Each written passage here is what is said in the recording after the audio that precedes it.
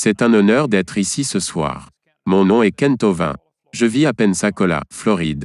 J'ai enseigné les sciences dans les lycées pendant plus de 15 ans.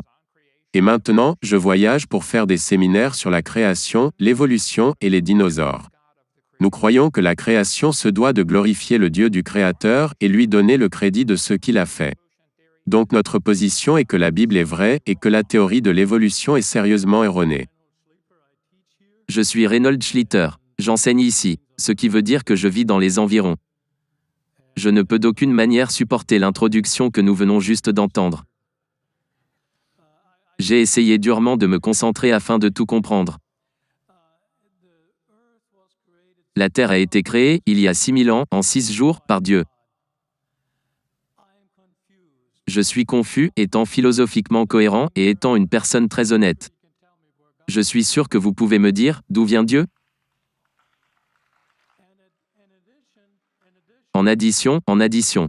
Une fois que vous m'aurez dit, d'où vient Dieu, s'il vous plaît, essayez de clarifier.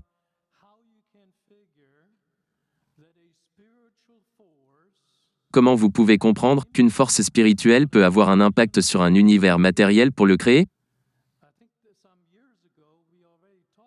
Je pense qu'il y a quelques années, nous avons déjà parlé de ce genre de choses.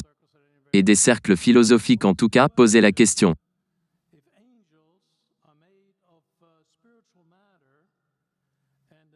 Si les anges sont faits de matière spirituelle et qu'un stylo est fait de matière matérielle et la matière spirituelle n'affiche pas d'espace.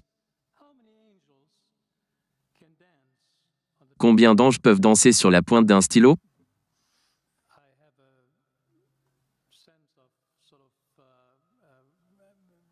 J'ai une sorte d'expérience inversée ici, mais s'il vous plaît, allez-y. Vous avez 5 minutes. Je veux juste savoir quelle question ? Ça va, vous pouvez prendre le reste des minutes. Nous sommes censés poser une question à la fois. Laquelle aimeriez-vous que je réponde ? Cela fait partie du format du débat. Je veux que vous remplissiez le reste de l'histoire du début de l'univers. Dieu, la matière spirituelle, l'impact sur la matière matérielle. D'accord. Donc 2 questions ? D'accord. Bien, très bien. Votre question, d'où vient Dieu ? Suppose que vous pensez incorrectement. De toute évidence, cela montre que vous pensez au faux Dieu. Parce que, le Dieu de la Bible n'est pas affecté par le temps, l'espace ou la matière. S'il est affecté par le temps, l'espace ou la matière, il n'est pas Dieu. Le temps, l'espace et la matière sont ce que nous appelons le continuum. Tous doivent exister au même instant. Parce que, s'il y avait de la matière, mais pas d'espace, où la mettriez-vous ? S'il y avait de la matière et de l'espace, mais pas de temps, quand la mettriez-vous ? Vous ne pouvez pas avoir d'espace, le temps ou la matière, indépendamment. Ils doivent exister simultanément. La Bible répond à cela en 10 mots, au commencement. Le temps. Dieu a créé le ciel. L'espace. Et la terre, la matière. Vous avez donc le temps, l'espace, la matière, créant une trinité de trinités.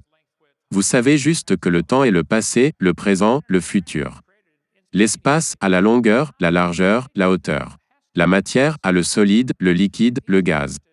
Vous avez une trinité de trinités créées instantanément. Et le Dieu qui les a créées doit être en dehors d'eux. S'il est limité dans le temps, il n'est pas Dieu. Le gars qui a créé cet ordinateur n'est pas dans l'ordinateur. Il n'est pas en train de courir là-dedans pour changer les numéros de l'écran, d'accord ? Le Dieu qui a créé cet univers est en dehors de l'univers. Il est au-dessus, au-delà, en lui, à travers lui. Il n'en est pas affecté.